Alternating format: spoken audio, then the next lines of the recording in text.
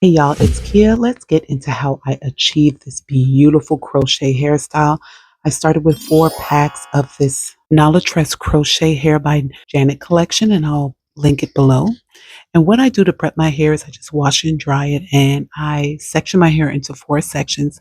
I like to do this because I prefer to make my cornrows smaller in the front and a little bit bigger in the back. So I'm clipping my hair back, and then I'm going to start in the front and start in the middle and cornrow my hair halfway in the middle because I want to make sure that it's even. At least my braids are in the front. In the back, I really doesn't matter.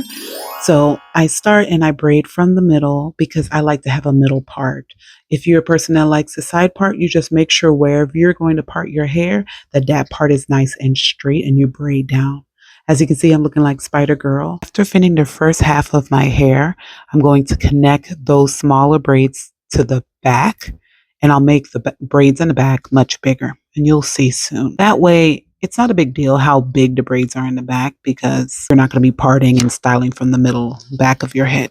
Cornrowing your hair is the longest part of this process. So once that's finished, you get to the fun part, which is crocheting. Each pack comes with 3 bundles, and for the back of my head, I cut the bundles. So I get the bundles, I cut it in half, and then I crochet it. The reason being is that eventually, once everything is installed, I'm going to cut my hair in like a bob style. So I don't need the back of my head to be long. I crochet my hair across. So between each strand, I like to put some space between each of them, like maybe the size of a thumb. And I like to go across because I want to feel how it's going to fill out while I'm back there. As you can see, take my time and pull. I suggest periodically just looking in the mirror to just see how it feels and looks back there. The hair is very poofy, so you don't need so much hair to fill it out. As I move to the front, the strands get longer because again, I'm doing a bob style. So the back of my hair is going to be a little bit shorter, whereas the front is going to be a little bit more layered. As I get to the front now, I am making sure that the strands are much closer to each other and they're much smaller. The reason why I do this is because I want that part to be seamless. I want it to look as natural as possible.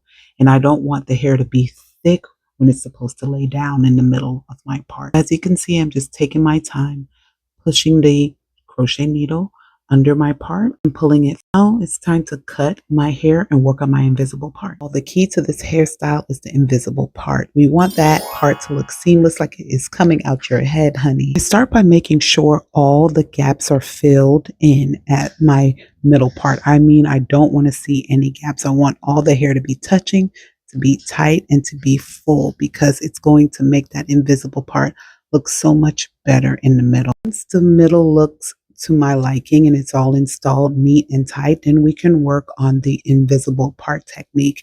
And I think this is just like the coolest technique. As you can see here on my left side, it looks like the hair is coming straight from my scalp compared to the right side, right? So that part here is not invisible part, and I'm going to show you how we do that. You're going to slide your crochet needle right under your natural hair, right at the part.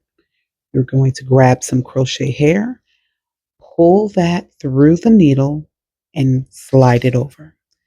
Again, you're going to slide the crochet needle under your natural hair.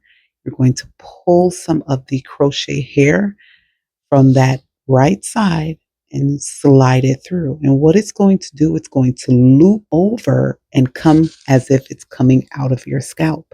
And that's it. Once I finish the invisible part, I just cut the hair to my liking in a layered bob style.